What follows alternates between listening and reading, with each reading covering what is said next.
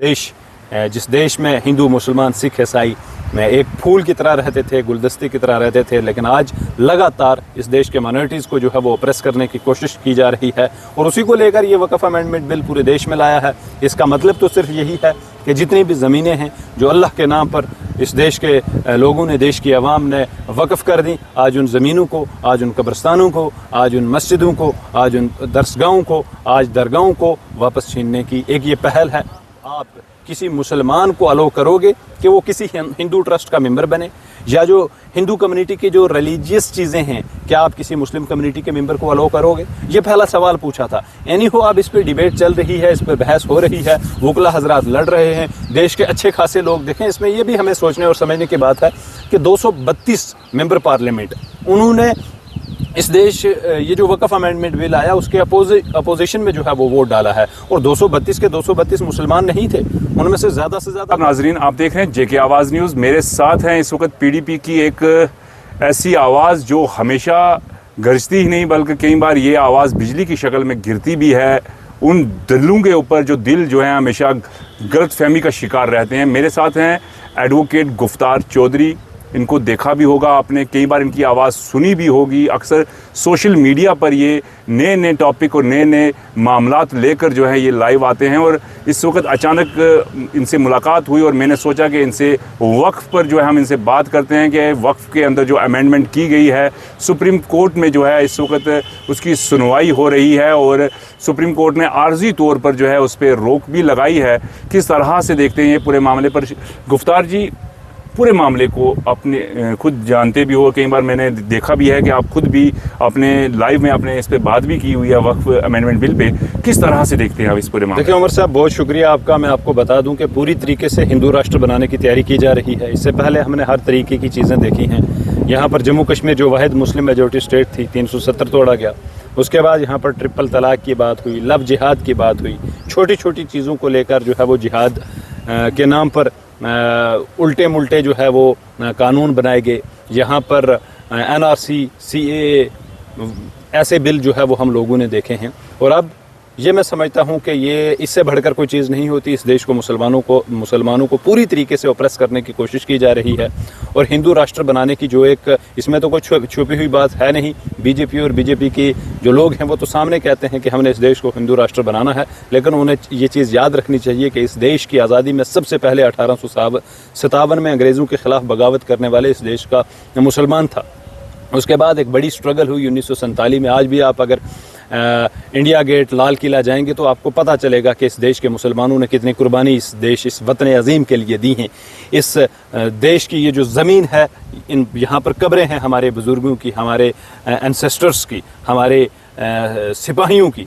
तो मैं क्या कहूँ, लेकिन ये बड़ी बदकिस्मती की बात है कि आज वो देश, गांधी का वो खूबसूरत देश, अबुल कलाम का ये खूबसूरत देश, जिस देश में हिंदू मुसलमान सिख ईसाई में एक फूल की तरह रहते थे, गुलदस्ते की तरह रहते थे, लेकिन आज लगातार इस देश के माइनॉरिटीज़ को जो है वो ऑप्रेस करने की कोशिश की जा रही है, और उसी को लेकर ये वक्फ अमेंडमेंट बिल पूरे देश में लाया है।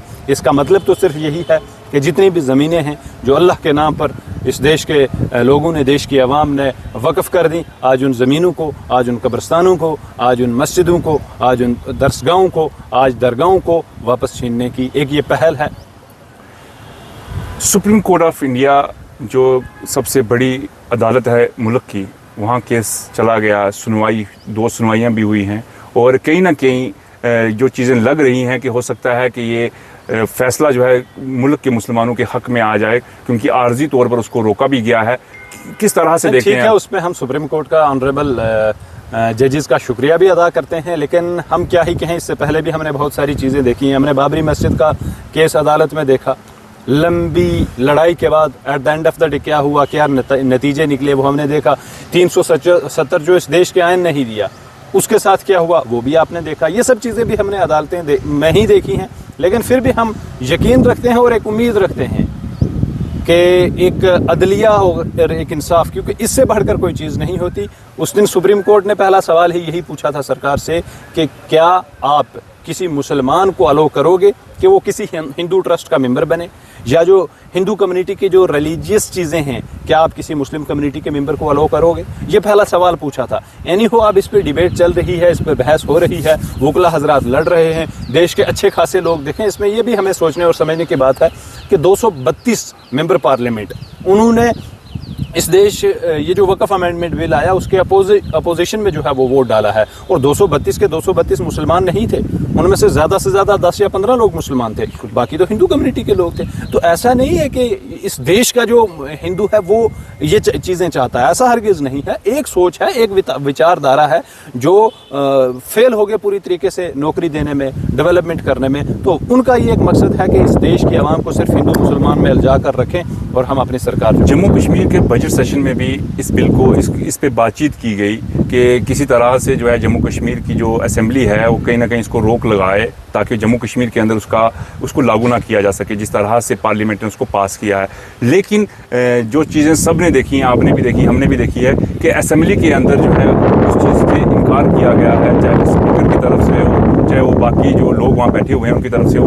इस चीज़ पर डिस्कशन करना भी जो है उन्होंने मुनासिब नहीं समझा। ये इससे बड़ी बदकिस्मती की बात हमारे लिए नहीं हो सकती। इस पूरे देश में वाहिद मुस्लिम मेजॉरिटी स्टेट थी, वाहिद मुस्लिम चीफ मिनिस्टर था पूरे देश का, लेकिन इनमें इतनी हिम्मत नहीं हुई कि वो वक़्फ़ अमेंडमेंट बिल के रोक के लिए, आप देखो तमिलनाडु में सरकार ने नहीं बिल जो है वो और साफ तौर पर कह दिया कि हम ये कानून यहाँ पर जो है वो नहीं इम्प्लीमेंट होने देंगे। वेस्ट बंगाल की चीफ मिनिस्टर ममता बनर्जी साफ तौर पर कह दिया। बिहार के अपोजिशन के लीडर तेजस्वी यादव, उन्होंने साफ तौर पर कह दिया। इसी तरीके से केरल या जितनी भी आप स्टेट्स उठाओगे, कर्नाटका, हर चीफ मिनिस्टर ने ये कहा, जो नॉन बीजेपी स्टेट्स हैं उन्होंने कहा कि हम ये बिल यहाँ पर नहीं अलाउ करेंगे। लेकिन जम्मू कश्मीर की असेंबली में, जब पूरा देश देख रहा था कि जम्मू कश्मीर की असेंबली और जम्मू कश्मीर जो मुस्लिम मेजॉरिटी स्टेट है, ये लोग बिल पास करेंगे और वक़्फ़ अमेंडमेंट बिल की अपोजिशन में जम्मू कश्मीर खड़ा होगा। लेकिन बदकिस्मती की बात, जो मौजूदा सरकार है नेशनल कॉन्फ्रेंस की, उन्होंने इस बिल को टेबल तक नहीं होने दिया। स्पीकर साहब, आप मरकर क्या जवाब दोगे?